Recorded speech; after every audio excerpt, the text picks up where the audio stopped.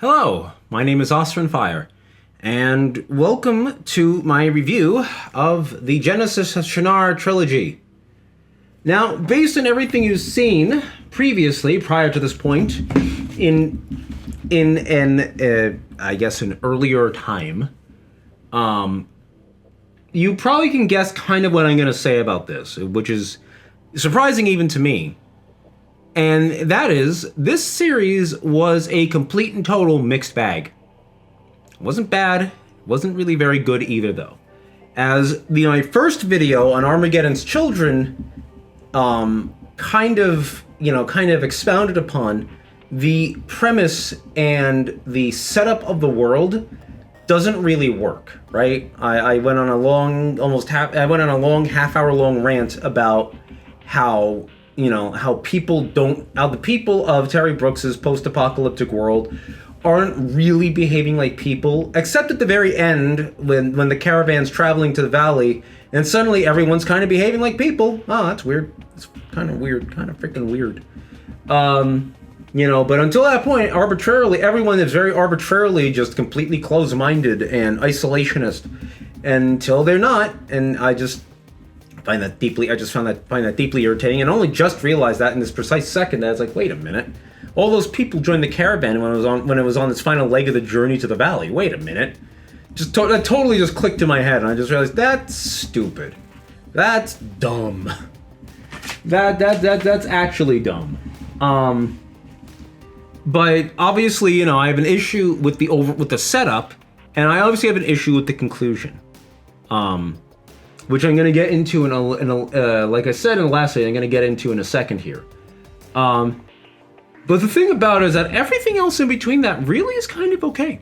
I think that the opening, I think that the actual narrative, not the world building, but the actual narrative of Armageddon's Children is actually just fine. It's a slow start, but it's a really good start. I think it does an extremely good job of establishing the world of the ghosts and Logan Tom and of Angel Perez. I think the Elza Sintra is a great little mini adventure within the 3-part series. I do think there's a little bit of silliness with the way the Loden is hidden and everything, but nothing out of the bounds of Shannara, where ancient talismans that are crucially important to the elves particularly, for some reason are just hidden away, dozens if not hundreds of miles away from where they are actually useful. I think it's always kind of silly that it's like, oh, we just forgot about it after 1,000 years. It's like, you literally have an entire room full of books that tell you things you need to know. Why don't you have this stuff recorded reliably? It's just dumb. Again, it's dumb. But that's just a Shannara in totality kind of problem, the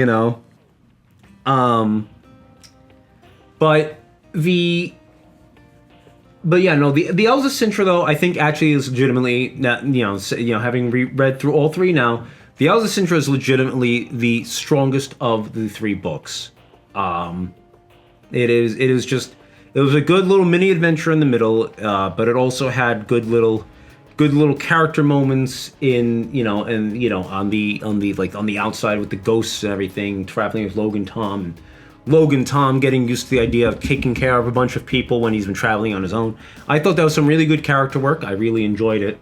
And like I said, with the Gypsy Morph, the 3rd book, it started off really strong, and then it just kind of all fell apart towards the end, with it just being super rushed.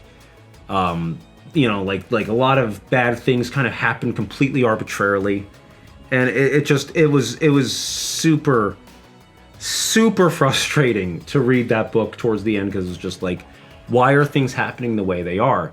And especially the very conclusion of the book. So the very beginning of the book actually starts the prologue that focuses in on a fellow named Wills in a United States nuclear command bunker in the middle of Colorado. And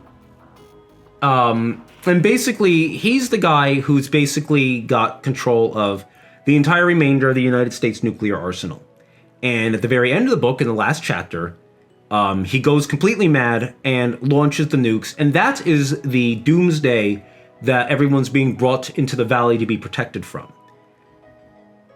And I hated that so much. I hated that the thing that destroyed the world was a nuclear apocalypse caused by a single madman.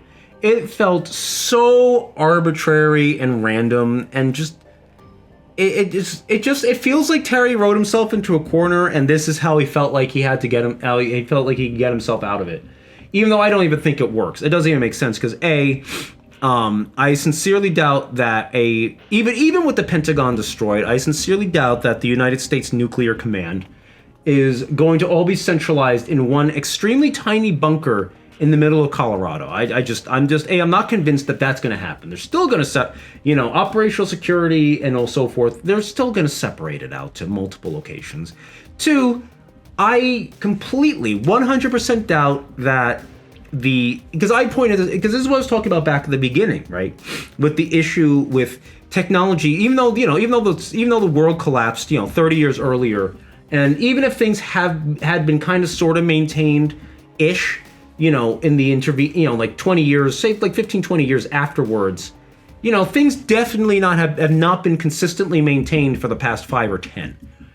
And the notion that the United States, the entire United States nuclear arsenal is still available, and there haven't been technological breakdowns, and there haven't been issues across the board, launching, the silo launch doors, breaking, or just wiring, eroding or whatever. And I'm sure this stuff is super protected. Don't get me wrong. I get that.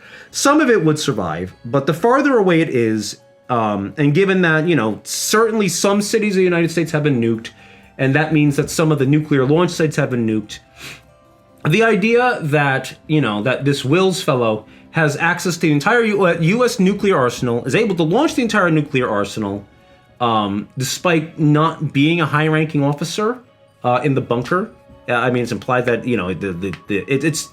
it's suggested that, he was given these controls, but it doesn't sit right. It doesn't feel like a realistic scenario to me. It doesn't feel like a scenario that could actually happen.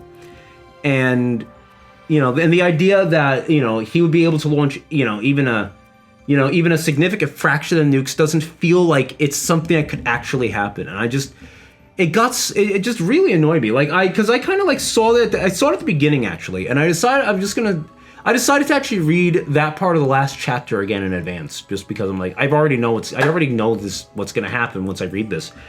And I was just frustrated right off the bat because it just felt so arbitrary. It didn't feel like the destruction was so meaningless. And I guess that's thematic, but when you're writing novels like this, and especially when writing the novels that are basically the beginning of your broad fantasy universe, I feel like there needs to be a little bit more meaning behind things. And the fact that that the world was destroyed by a madman in a bunker just seems really, it felt off. It just felt really off.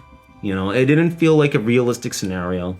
And it kind of just came out of nowhere too, and it was just aggravating. It was aggravating to me that's what happened. I've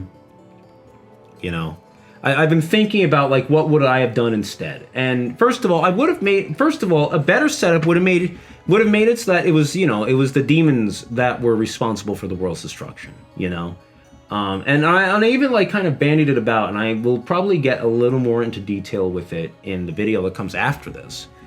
Still going to be a little circumspect about that because I need to I'm not going to script it out, but I have to kind of write down some notes and some ideas I have, because I have some real thoughts about how I might. Because basically, I'll put it this way. What I want to do basically is I want to take this, right? I want to take the basic narrative of this, but plonk it into a world that is better built and better constructed and makes more sense.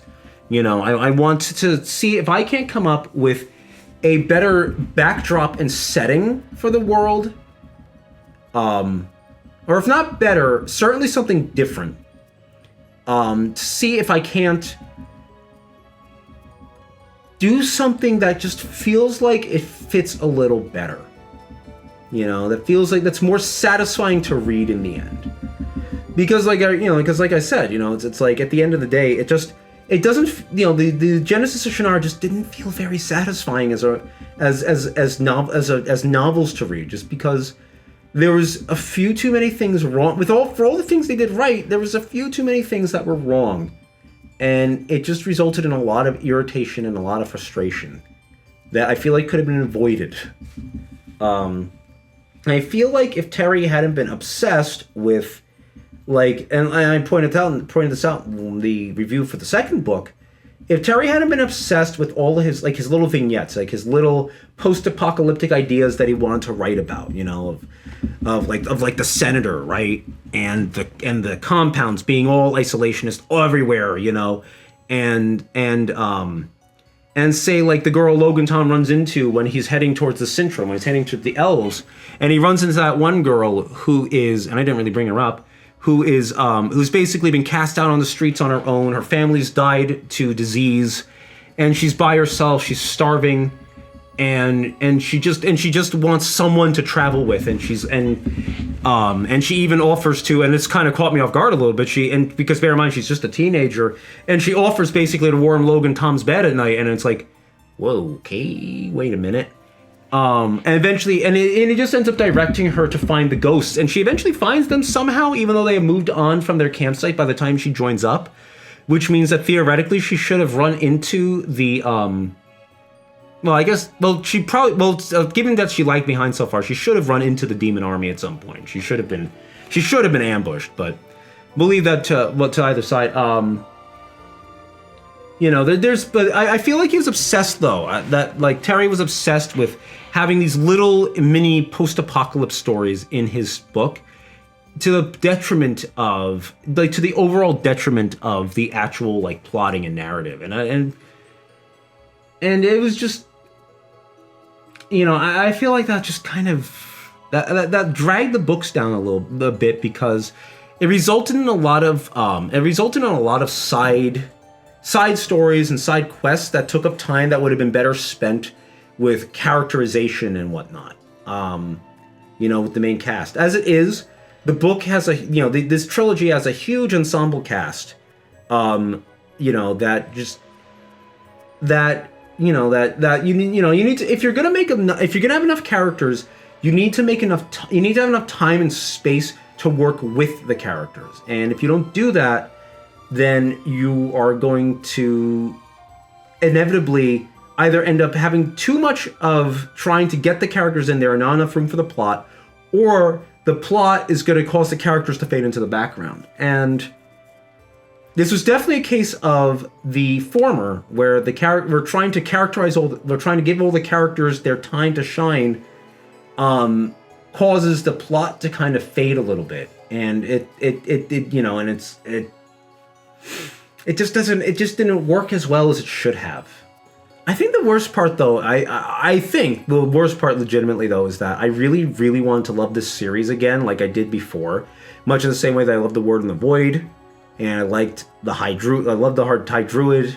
I didn't love Voyage of Gerald Shannara as much, but I remembered something else I wanted to bring up, because in the last video, I brought up how I was kind of very displeased with the amount of death in the book and the amount of casualties incurred by the good guys and the protagonists, and how frustrating all that really is, how frustrating all that really felt, because it was just lots of death that ultimately felt very unnecessary, you know, because we had established in the first two books just fine that this is a dark and dangerous world and people die and heavy casualties and all that are a fact of life. You know, and like I said, you know, you had to go from here to here, but then you had to kind of bring it back a little bit, you know? And instead, Terry kind of just keeps everything really depressed. And I decided on a whim, because it started reminding me of something, and I decided on a whim to look up another author. More precisely, George R.R. Martin. Because I wanted to see when he started writing A Song of Ice and Fire. And I didn't realize it until I looked it up, but A Game of Thrones, the first book, was published back in 1996. I thought it first got published back in like the early 2000s. I didn't realize he actually started publishing in the 90s. And I started making connections in my head because I realized something. Obviously, when Terry started writing the Shannara series, or the Sword of Shannara, he was heavily influenced by Tolkien and the Lord of the Rings, to the point where he started, he drew upon a lot of the, same mythology, same mythological structure and everything. And then the story itself, of course, is very, very similar to the Lord of the Rings, to the point where entire plot beats and characters are almost identical, and just simply recontextualized. And you could see that influence as you go through the original Shannara trilogy and First King of Shannara and the Heritage of Shannara. And then you get to the Voyage of the Juril Shannara, which is the first time I noticed that the series isn't as keen on being high fantasy anymore, which is fine, because obviously this was always intended to be a book series, set in the far distant future of our world, after, a nuclear Armageddon or whatever, right? Prior to Genesis confirming that and everything. But I noticed, again, like that 95% casualty rate that I brought up when I was reviewing the Voyage of the Juril Shannara, where almost everyone who goes to Barcasia dies. And it's really, it feels really off, because it doesn't feel like it's in line with the previous Shannara books. It feels very dark, it feels very grim, and it's very depressing. Even though the good guys succeed, it doesn't change the fact that they really suffered and struggled to get there in a way that was not rewarding. And I realized something. At least I think I realized something. And then I feel like Terry got influenced by the rising success of A Song of Ice and Fire. Because, of course, George R. R. Martin is written, and I've never read A Song of Ice and Fire, but, I know enough just because of its cultural impact over the past 20 years or so. I remember back in the day, 15 or so years ago, you look back in this channel's history and you'll see that I played a mod called Prophecy of Pendor, for Mountain Blade Warband. Great mod, still a great mod. I haven't played it in years, but it's still a great mod. And I remember I joined a role-playing forum, because there's a couple of those floating around in the Prophecy of Pendor community. And I remember one of the people I befriended on that forum all those years ago really, really vehemently recommended I read A Song of Ice and Fire. Never got around to it. Kind of glad I did. I don't really feel like the hyper-realism and the violence and the assault is really... it's really for me. I prefer more of a Tolkienian tone to my fantasy. It doesn't have to be super Tolkienian, as my love of Shannara attests to. But I do prefer a little bit more nobility in the fiction I consume, because because it's more uplifting, and it kind of takes you out of the brutal unfairness of the real world. And I feel like, to finally get off this tangent, I feel like, it feels to me like Terry got influenced by Martin's A Song of Ice and Fire. Because I notice as time goes on, Voyage of Juril Shannara written in the early 2000s, and, High Druid is a little bit more gentle, it doesn't have nearly as much awfulness, though I did note that it did end on a kind of a unusually bittersweet note, where Grianne Omsford just gives up on trying to reform the Druids and becomes one with the Tanaquil. And then there's the constant casual brutality of Genesis of Shannara, and it's like, I can feel it. I could feel it in the air, where it's like, Terry started here, and he moved all the way over here, as he wrote his books. And I feel like that actually explains why a lot of the later books, and even the middle books that I thought were really good, and still are for the most part, but definitely have their problems, it's why they feel so different, and why they don't feel as satisfying to read, and they don't feel as much of a joy and an adventure to read. Because the books are always dark, you know? The Sword of Shannara isn't exactly some happy-go-lucky adventuring book. Neither is The Lord of the Rings. But at the end of the day, you know, The Lord of the Rings ends in a good place, you know, and ends very happily. I just finished rereading it a few months ago, reading it with my mother, and that was a very, very enjoyable experience, rereading it for the third time. You know, and reading The Sword of Shannara, Elfstones, and all that. You know, I come away feeling the same way. I feel very satisfied with the way those book series conclude. Genesis, Voyage of the Journal Shannara, not so much. And I know that's going to keep happening too, because I remember Dark Legacy. Actually, Dark Legacy, if I recall correctly, was actually perfectly fine. The problem is that Defenders is a slog, and Fall of Shannara is a disappointment. I remember that much. And it feels distinctly like it's the... I feel distinctly like, yeah, there was influence there that changed the tone and the feel of these books in a way that didn't do them any favors. And it kind of makes me sad, because I think I'm kind of finally starting to understand why I like Shannara less and less as time goes on. And I wish that wasn't the case, you know? I wish that wasn't the case. Because because like I said, I really remember loving this series, and I considered it one of the great four of Terry Brooks' Shannara series. You know, I thought Voyage of the Journal Shannara, High Druid, Word in the Void, Genesis were his four greatest trilogies, but in hindsight, to me, it feels like Word in the Void's great, High Druid's great, this isn't so great. Voyage is great, but it comes with the caveat that it's a little too dark. But I actually think legitimately that the Sword of Shannara in the original trilogy, First King, and the Heritage are actually superior in the end. And that was a very shocking discovery, you know, 15 years on. Very shocking discovery 15 years on. But anyway, I hope you enjoyed these reviews. I will not be getting to the Legends of Shannara anytime soon. I have not bought it yet. I have to buy Legends of Shannara. I have to buy Dark Legacy before I can read them. And I'm not going to do that right away. I'm good financially. I should be able to afford them. It's just, I don't want to quite dive into them. There's some other books I need to read. I'm not quite, what am I trying to say here? I'm not quite ready to tackle them, because I know that we're going to start getting into the depressing doldrums of the Shannara series, where it's just like everything kind of just starts sliding off the cliff and it gets more boring and less interesting. And I'm not excited to dive into them as much. I know Legends was okay, but not necessary. I remember that Dark Legacy was the last one I even considered remotely good.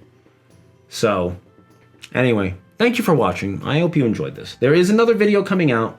I'm probably going to sit on it for a day or two as I think about how exactly I want to talk about it and read it. Write it rather. But there will be some interesting, I think it should be an interesting and fun little project of how can you possibly recontextualize the Genesis of Shannara into something a little bit more, I guess, coherent, you know? Anyway, thank you for watching. And until next time, everybody.